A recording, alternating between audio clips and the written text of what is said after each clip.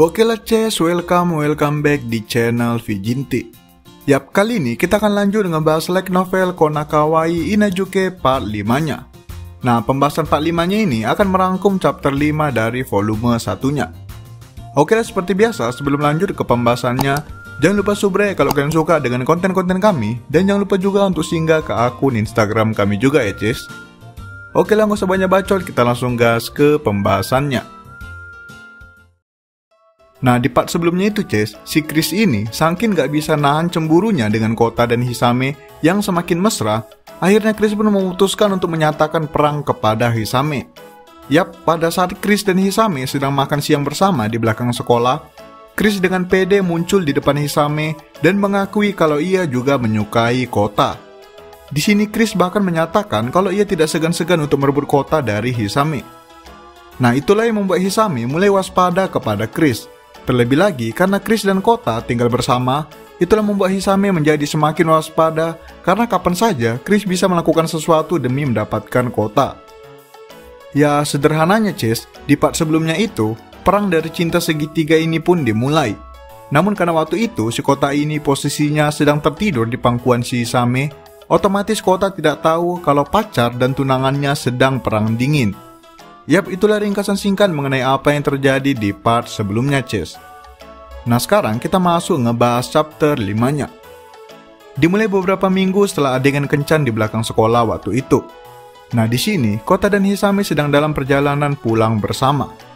Sejak Chris waktu itu menyatakan kalau ia juga menyukai Kota, sesuai prediksi si Chris ini, Hisame mulai menjadi sedikit agresif kepada Kota. Sejak kejadian itu, Hisame terus-menerus ingin pulang bersama dengan Kota. Hal itu tentu dilakukan Hisame karena ia berusaha sebisa mungkin agar Kota tidak terlalu lama menghabiskan waktu dengan Chris yang dimana rivalnya dalam percintaan. Namun di sisi lain, Kota yang tidak tahu kalau Chris dan Hisame sedang berselisih, malah menganggap kalau Hisame menjadi agresif itu ialah hasil dari kencan di belakang sekolah waktu itu.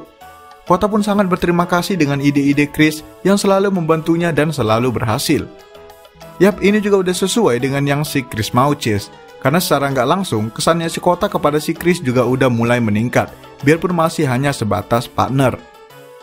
Nah, namun sebaliknya bagi si Hisame, kejadian waktu itu ialah awal dari pertempuran sesungguhnya. Itulah mengapa Hisame di sini juga mengajak Kota untuk kencan di hari libur nanti. Jadi, Hisame ini Ces, betul-betul kayak nggak pengen lah si Kota ini terlalu lama menghabiskan waktu di rumah, mengingat Kota dan Chris tinggal di satu rumah. Jadi upaya apapun terus dilakukan Hisame untuk membuat Kota jarang ada di rumah. Nah, kemudian di sini Chris juga sudah menyusun rencana baru kepada Kota. Chris menyuruh Kota untuk mengajak Hisame kencan di hari Minggu nanti. Kota yang menyadari kalau sekarang ialah situasi yang tepat, langsung dengan cepat mengajak Hisame untuk kencan di hari Minggu. Hisame yang mendengar itu seketika tersentak kaget, namun menerima ajakan Kota dengan tenang. Yap, sekalipun Hisame menerima dengan tenang, namun nyatanya wajah Hisame sudah sangat memerah sampai menjalar ke telinganya. Kota pun seketika berteriak dalam hatinya karena hubungannya dengan Hisame akhirnya bisa mencapai titik di mana bisa dianggap sebagai pasangan yang kasmaran atau romantis. Kota dan Hisame pun terus berpegangan tangan di kereta sampai mereka berpisah di stasiun masing-masing.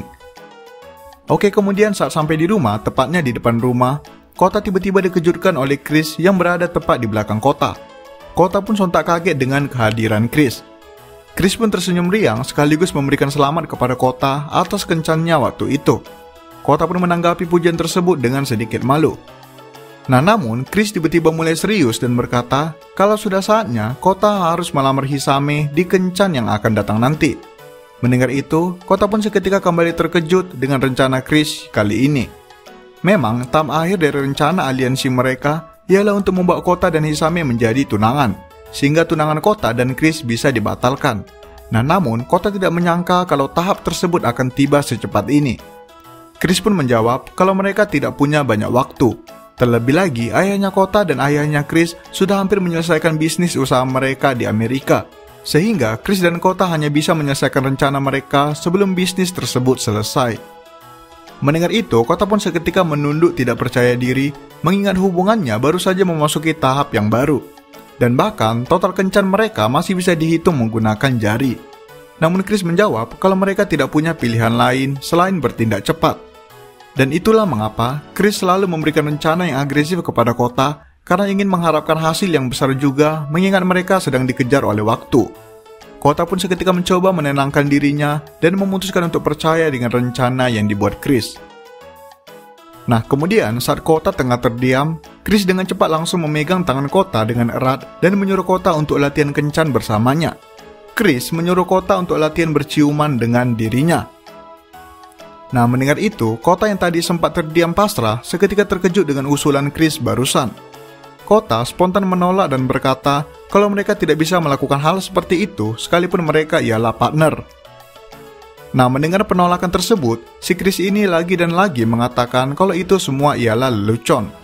Ya, persis kayak yang ku bilang di part sebelumnya, si Chris ini sebenarnya terus-menerus berusaha untuk PDKT dengan kota, di mana saja dan kapan saja jika ada kesempatan. Nah, namun jika kota terlihat ingin menolak, si Chris ini langsung mengalihkan topik dan berkata kalau semua itu hanya candaan. Yap, si Chris ini tidak ingin membuat kota marah dan tidak ingin ketahuan kalau ia sudah mencintai kota dari dulu. Chris pun melanjutkan dengan berkata kalau ia tidak mungkin memberikan ciuman pertamanya kepada orang lain hanya untuk latihan saja. Mendengar itu, kota pun sontak kaget melihat kecerobohan dari Chris. Kota pun menjawab kalau saja ia menganggap bercandaan tersebut serius dari tadi, maka Chris akan kehilangan ciuman pertamanya dengan cara yang konyol. Namun Chris menjawab dengan tenang kalau ia dari awal udah yakin kalau kota pasti akan menolak. Kota pun lagi-lagi masuk ke dalam perangkap godaan dari Chris. Namun yang sebenarnya terjadi ialah sesuai dengan apa yang dibilang si Chris tadi. Si Chris ini memang sangat ingin mencium kota. Namun karena kota belum peka dengan perasaan Chris, otomatis itu semua hanya sia-sia. Chris pun kembali mendesah kesal dan mengeluh di dalam hatinya. Nah, kemudian Chris kembali mengingatkan kota tentang lamarannya nanti. Chris berkata kalau kota harus bisa melamar Hisame sebaik mungkin. Dan bahkan Chris juga sudah menyiapkan cincin pengganti untuk kota karena kota sendiri tidak sanggup membeli cincin lamarannya. Chris melanjutkan dengan berkata kalau ia sudah menyiapkan semuanya, jadi kota hanya perlu beraksi nantinya. Kota yang mendengar itu pun bukannya semangat, namun malah merasakan tekanan yang luar biasa. Kota berkata kalau ia khawatir semuanya tidak berjalan dengan lancar nantinya, dan lamarannya ditolak. Nah, mendengar itu, Chris pun terdiam sejenak, seakan mengumpulkan nafas, kemudian kembali berkata kalau sempat kota ditolak, maka Hisame bukanlah gadis yang layak bagi kota. Chris berkata kalau ia akan menemani dan menghibur kota nantinya jika kota ditolak. Chris tersenyum puas sambil mengatakan demikian. Di sisi lain, kota mendesah lega namun diiringi pertanyaan apakah ucapan Chris barusan ialah candaan atau tidak. Oke, kemudian dilanjutkan di hari Minggu, di mana hari kencan sekaligus hari lamaran kota berlangsung. Kota berangkat lebih awal karena disuruh oleh Chris. Chris berkata kalau kota tidak boleh sampai membuat Hisame menunggu duluan. Chris juga berkata kalau ia akan mengawasi dari jauh, dan ia juga sudah menyiapkan semua yang kota butuhkan di sana. Jadi kota hanya perlu menjalani semuanya dengan percaya diri. Nah, mendengar itu, kota sempat bingung mengenai persiapan apa saja yang sudah dibuat oleh Chris. Namun ia sadar kalau ia hanya perlu percaya dengan perkataan partnernya tersebut. Kota pun melangkah berjalan menuju ke tempat kencannya, yaitu taman hiburan untuk menjumpai Hisame.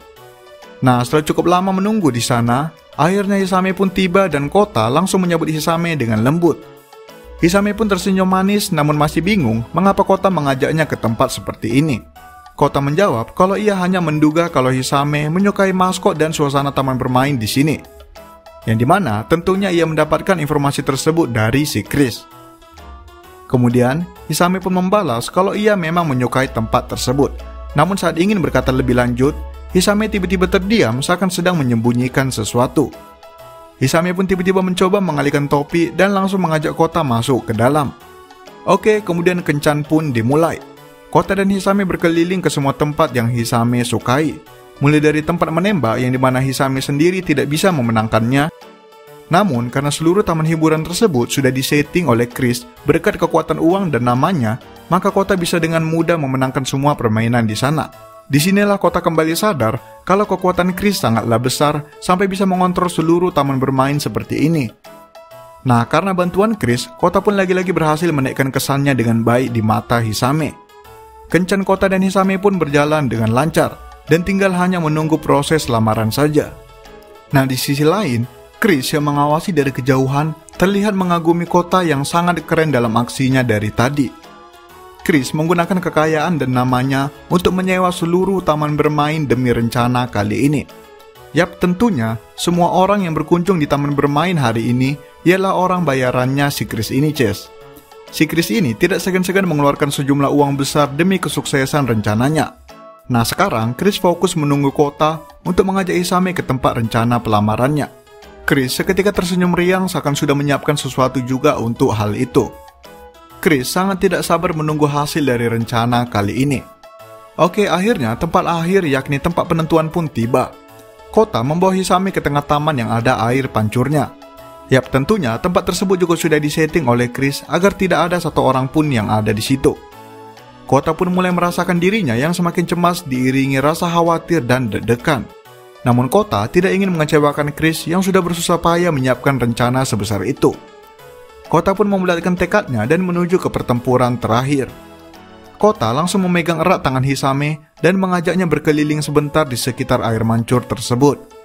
Nah, saat keadaan dan situasi sudah mendukung, Kota pun mulai menarik nafas seolah membutuhkan persiapan lebih untuk berbicara. Nah, namun saat Kota ingin berbicara, tiba-tiba Hisame memotong dan berbicara duluan dengan mengatakan kalau ia menyukai taman bermain tersebut karena Kota lah yang memberitahunya sewaktu kecil. Hisame berkata kalau dulunya sewaktu kecil ia sangat tidak pandai bergaul sehingga tidak mempunyai teman satupun. Nah, namun tiba-tiba ada seorang anak lelaki yang mengajaknya bermain di dekat toko ramen. Hisame juga berkata kalau dulu mereka sudah berjanji akan menikah sewaktu kecil, yang dimana tentunya anak laki-laki tersebut ialah Kota. Itulah sebabnya Hisame bisa menyukai Kota, biarpun Kota sendiri tidak kenal dengan Hisame sewaktu berjumpa di sekolah. Yap, ternyata Ces, si Hisame ini sama persis kayak si Chris, yaitu keduanya ialah teman masa kecil si Kota. Dan keduanya juga sama-sama pernah membuat janji menikah dengan Kota. Yap, nice plot twistnya, Ces. Kota yang mendengar itu pun seketika spontan terkejut karena tidak menyangka kalau gadis kecil waktu itu ialah Hisame. Nah, namun Kota di sini masih belum sadar, Ces, kalau ada satu lagi gadis yang juga merupakan teman masa kecilnya, yaitu si Chris. Kota yang mendengar perkataan Hisame pun seketika merasa kalau dirinya dan Hisame memang sudah terikat takdir. Kota pun merasa kalau ini situasi yang tepat untuk melamar Hisame. Kota pun memanggil nama Hisame dengan lembut dan ingin mengucapkan kata-kata lamarannya.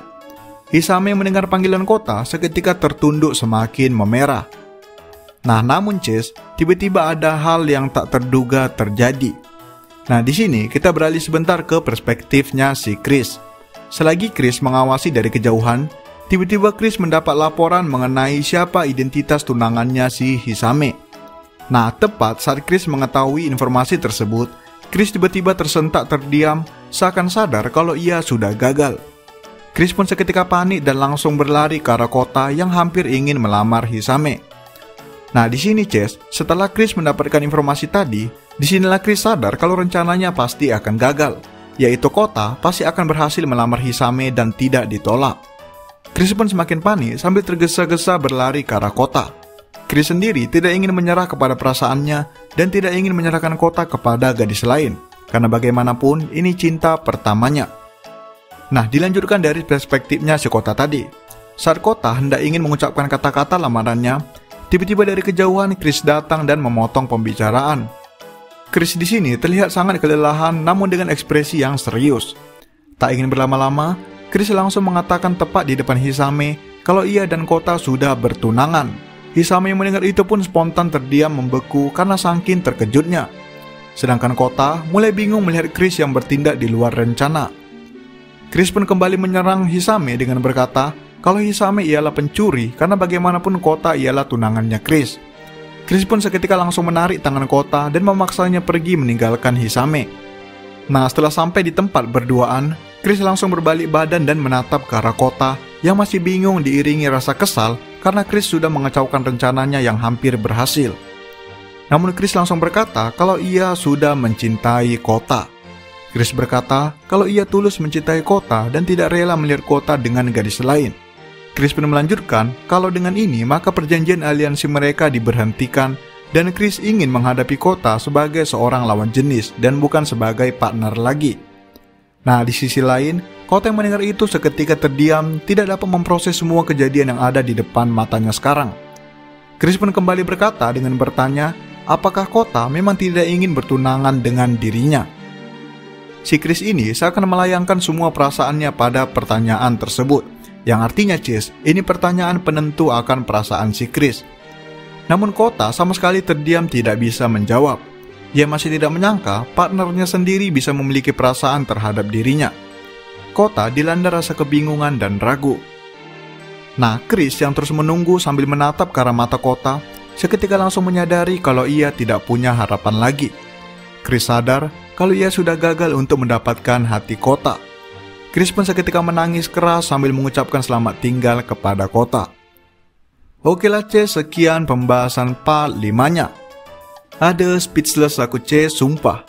Jangankan si Kota, aku sendiri pun terdiam bacanya. Ya iyalah, orang bacanya dalam hati, yang mana ada ngomong. Hehe. Oke lah sekian pembahasan kali ini. Jangan lupa like, comment, subscribe, and goodbye